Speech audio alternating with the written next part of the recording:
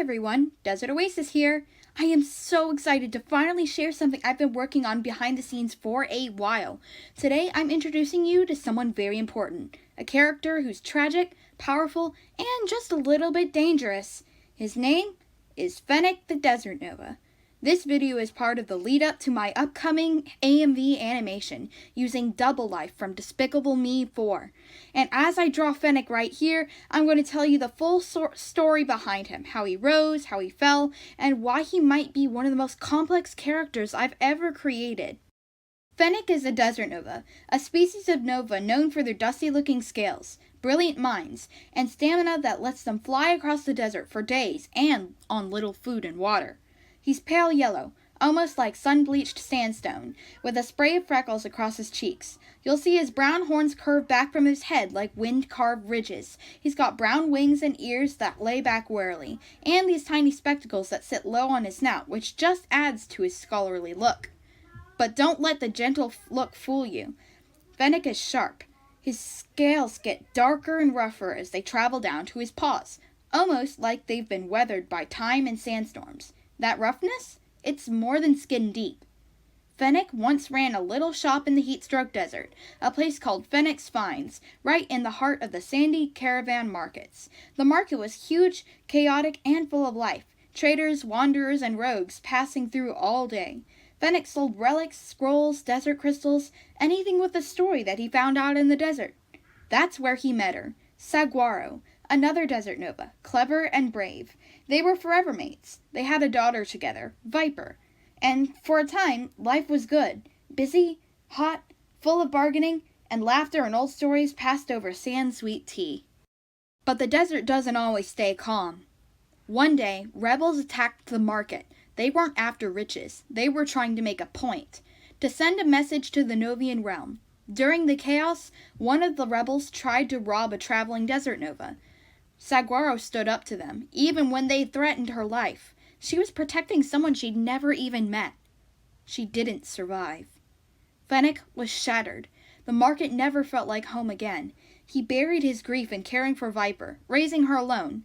He taught her everything he could, how to find the little trinkets he sold, how to navigate dunes by wind, how to defend herself with her mind and her claws. She became his world. Then came the summons. King Raven of the Novian realm called on Fennec to leave the desert and come to the castle in the Great Moorlands. There, he became the king's chief advisor, a position of immense power. But with that power came responsibility and secrets. One of the king's sons, Prince Flame, was born different. Born with so much raw, blazing energy that he couldn't control it. That energy began attracting terrifying enemies. Dracons, ancient beasts drawn to pure, destructive power. Fennec, being logical, being tactical, believed the solution was simple, even if it was awful. He thought Flame needed to be removed, erased, so the Dracons would stop coming. But King Raven refused to sacrifice his son, and so Flame fled, terrified, hunted, rejected by people who once praised him. They started calling him a monster. Fennec, convinced he was doing the right thing, took matters into his own paws. He used a necklace he'd once gifted to Saguaro for protection, a relic that could alter appearances, and transformed into King Raven himself. Disguised, he led an army into the wilderness, pursuing Flame across the realms. He told himself it was for the kingdom, for his daughter's future, for the safety of millions. But sometimes, good intentions rot. Fennec tracked Flame all the way to the edge of the world, to the Herendion, realm of monsters, and just when he was about to strike, he was stopped by Viper. She stood between her father and Flame, backed by 4 of her closest friends, Shadow, Kelp, Dragonfly, and Brightwing. Each of them stood for something Fennec had forgotten: loyalty, empathy, courage, hope. Viper looked into the eyes of a father she no longer recognized, and she told him what he needed to hear, that sometimes protecting people means trusting them to grow, not erasing them out of fear. That moment shattered the illusion. The truth came out. Fennec's disguise, his betrayal.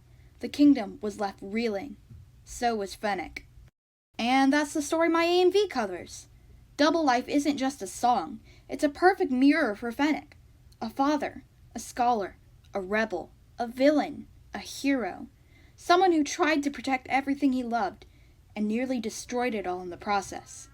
This character means a lot to me, and I hope you'll see why in the animation. So make sure you're subscribed, hit that bell, and get ready for something powerful, emotional, and yeah, a little bit wild. Thanks for hanging out with me today. And remember, even in the harshest deserts, there's always a spark of something more.